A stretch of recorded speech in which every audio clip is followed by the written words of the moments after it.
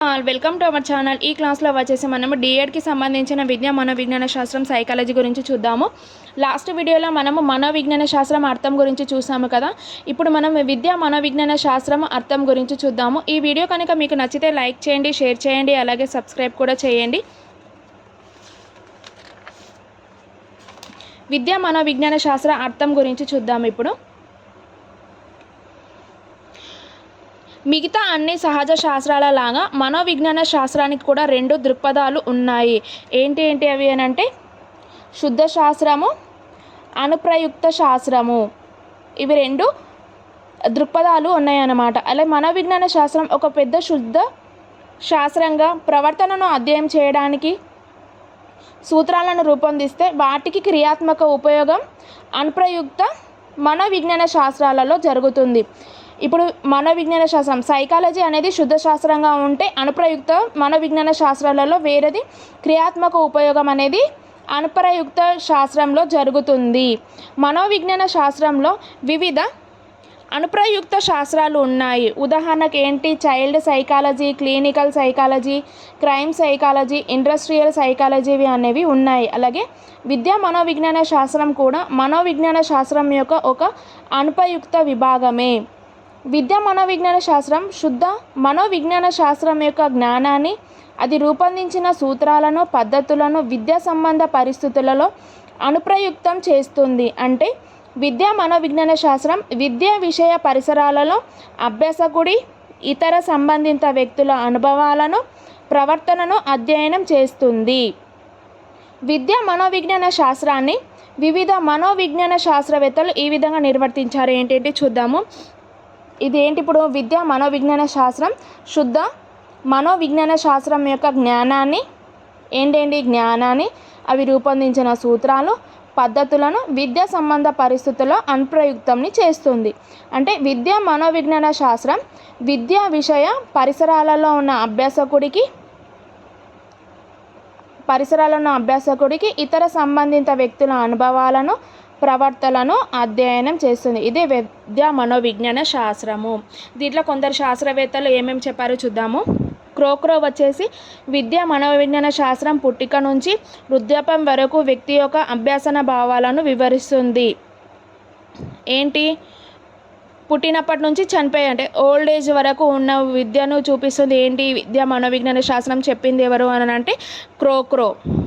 Charles ఈ Skinner ఏం చెప్పారంటే బోధన అభ్యాసనంతో వ్యవహరించే మనోవిజ్ఞాన శాస్త్ర విభాగం విద్యా మనోవిజ్ఞాన శాస్త్రం. బోధన అభ్యాసనంతో వ్యవహరించేదే విజ్ఞాన శాస్త్రం అని చెప్పింది ఎవరు? చార్లెస్ ఈ స్కిన్నర్. పీల్ వచ్చేసి విద్యా మనోవిజ్ఞాన శాస్త్రం విద్య యొక్క శాస్త్రము. ఈ విద్యా మనోవిజ్ఞాన శాస్త్రం ఏంటి? విద్య యొక్క శాస్త్రం అని చెప్పింది ఎవరు? పీల్. జడ్ అనే శాస్త్రవేత్త ఏం చెప్పారు? వ్యక్తి వికాస దశలను దాటుతుండగా జరిగే మార్పులను వివరించే శాస్త్రమే. అంటే వికాసన ఏజ్ పెరుగుతున్న కొద్దీ మార్పులను వివరించే శాస్త్రమే విద్యా మనోవిజ్ఞాన శాస్త్రం అని చెప్పింది ఎవరు అని అంటే జడ్ అని శాస్త్రవేత్త చెప్పారు. అలాగే విద్యా మనోవిజ్ఞాన శాస్త్రం స్వభావం, పరిధి గురించి చూద్దాము. విద్యా మనోవిజ్ఞాన శాస్త్రం స్వభావం ఏంటి? విద్య మనోవిజ్ఞాన శాస్త్రం యొక్క అర్థం, నిర్వచనాల ఆధారంగా విద్యా మనోవిజ్ఞాన శాస్త్రం విద్యా విషయ పరిసరాలలో శాస్త్రీయ పద్ధతుల ద్వారా ప్రవర్తనను అధ్యయనం చేస్తుందని చెప్పవచ్చు. ఏంటి? విద్యా మనోవిజ్ఞాన శాస్త్రం శాస్త్రీయమైందని చెప్పవచ్చు. దీంట్లో ఏంటి? విద్యా మనోవిజ్ఞాన శాస్త్రం మనోవిజ్ఞాన శాస్త్రం యొక్క ఒక అనుప్రయుక్త శాస్త్రము. ఇందాక చెప్పాను. మనోవిజ్ఞాన శాస్త్రం యొక్క సూత్రాలను, పద్ధతులను ఉపయోగించి విద్యార్థుల ప్రవర్తన, అనుభవాలను అధ్యయనం చేస్తుంది. ఏంటి? మనోవిజ్ఞాన శాస్త్రం యొక్క సూత్రాలను, పద్ధతులను ఉపయోగించి స్టూడెంట్స్ యొక్క ప్రవర్తన, అనుభవాలను అధ్యయనం చేస్తుంది. విద్యా లక్ష్యాలను నిర్ణయించడంతో సంబంధం పెట్టుకోకుండా నిర్ణయించిన విద్యా లక్ష్యాలను ఎలా నెరవేర్చాలి, విలువలను ఎలా పెంపొందించాలనే విషయంపై దృష్టి సారించి ప్రభావవంతమైన ఫలితాలను అందజేసే సూత్రాలను రూపొందిస్తుంది. కరెక్ట్. వాళ్ళ లక్ష్యాలను నిర్ణయించడంతో సంబంధం పెట్టుకోకుండా వారు నిర్ణయించిన విద్యా లక్ష్యాలు ఎలా నేర్పించాలి, వారి విలువలను ఎలా పెంపొందించాలి విషయంపై దృష్టి పొందే విధంగా సూత్రాలను రూపొందిస్తుంది. అంటే విద్యా మనోవిజ్ఞాన శాస్త్రం ప్రమాణాత్మకమైన నార్మేటివ్ శాస్త్రం కాదు. వాస్తవికమైన పాజిటివ్ శాస్త్రం. విద్యా మనోవిజ్ఞాన శాస్త్రం ఏంటి? పాజిటివ్ శాస్త్రం. అయితే విద్యా మనోవిజ్ఞాన శాస్త్రం విషయమైనటువంటి మానవ ప్రవర్తన ఊహించలేనటువంటిది, తరచుగా మార్పు చెందేది, విశ్వసనీయమైంది కానందువల్ల సహజ శాస్త్రాలు లేదా వైద్య, ఇంజనీర్ వంటి అప్రయుక్త శాస్త్రాల లాగా విషయ నిష్టతను, ఖచ్చితత్వాన్ని, సప్రమాణతను పొంది ఉన్నట్లుగా పరిగణించలేము.